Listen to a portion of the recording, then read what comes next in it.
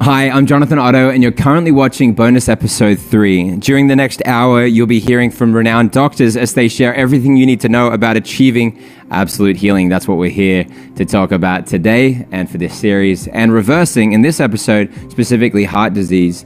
These experts have seen the deadly effects of these vaccines firsthand, and they're seeing tremendous success in treating injuries and symptoms. Dr. George Yaikos, a cardiovascular disease specialist, is our first speaker, and he starts off this episode by sharing insight into the various factors that put your body at a higher risk of developing diseases.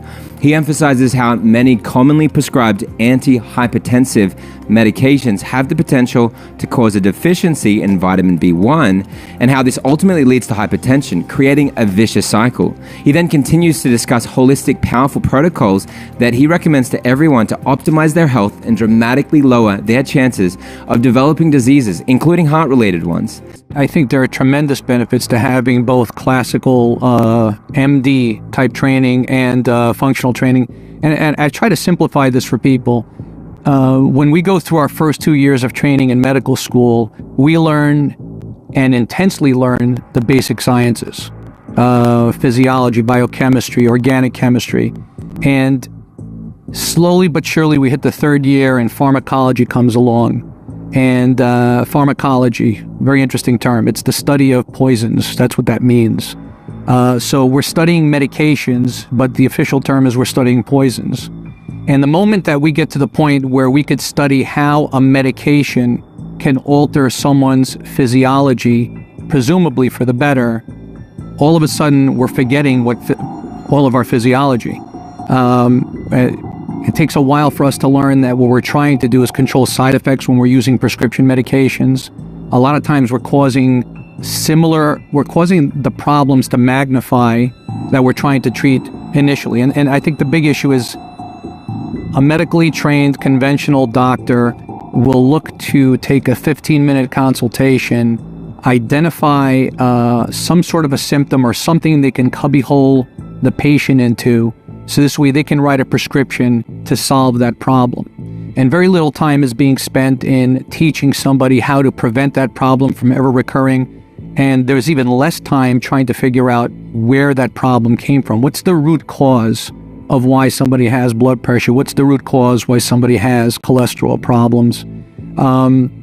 What's the root cause of why you develop a fatty buildup in your coronary artery in a very specific place? And that's where disciplines like functional medicine really they bring back those first 2 years of medical school where there's a deep understanding of how the body operates at the cellular level, and you can make a much bigger impact trying to make the body operate optimally versus trying to inhibit, block, or gene modify the function of the body. So I've grown to appreciate that a lot over many years.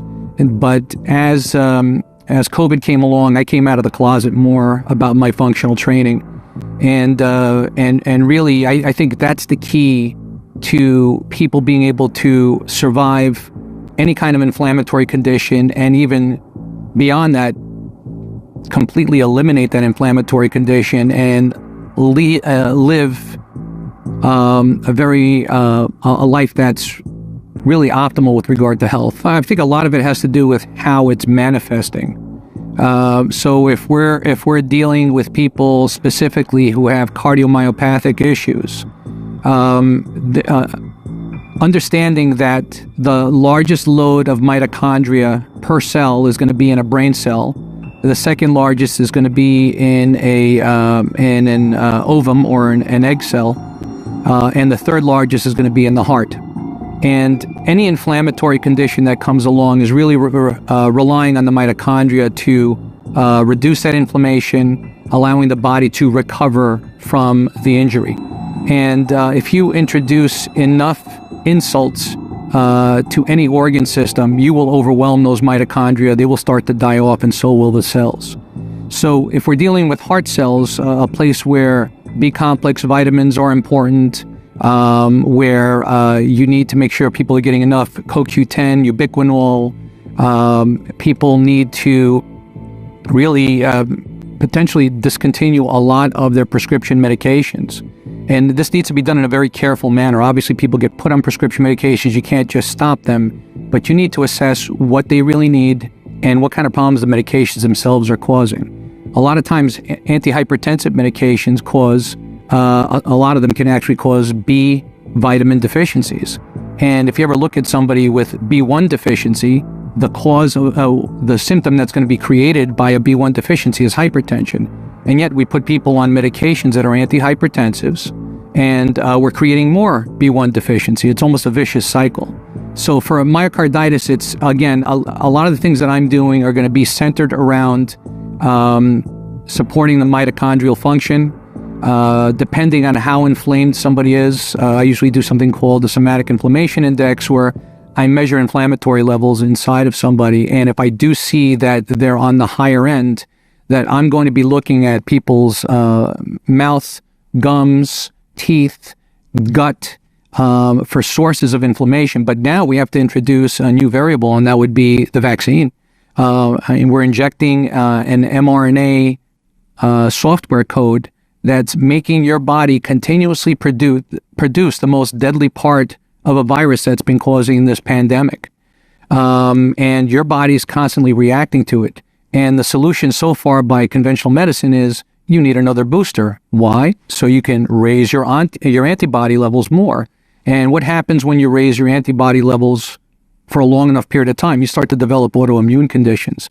And that's where these clotting things are coming from. That's where these reactivations of cancers are coming from, reactivations of latent viral infections like shingles, EBV. These things are all coming because your body is being overwhelmed with multiple insults. And so mitochondrial support should really be the first part of any care that you're providing to any patient, let alone cardiac.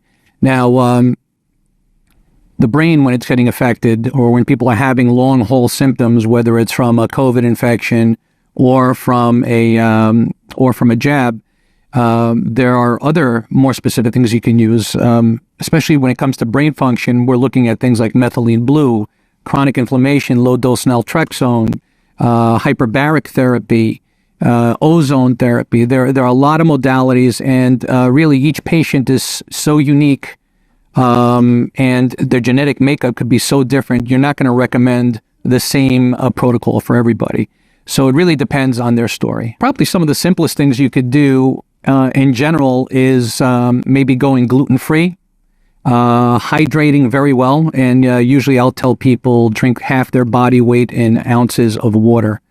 So obviously a 200-pound person should be having 100 ounces of water a day. I mean, if you're not hydrating your cells appropriately, how are you going to get rid of the toxins they're trying to get rid of?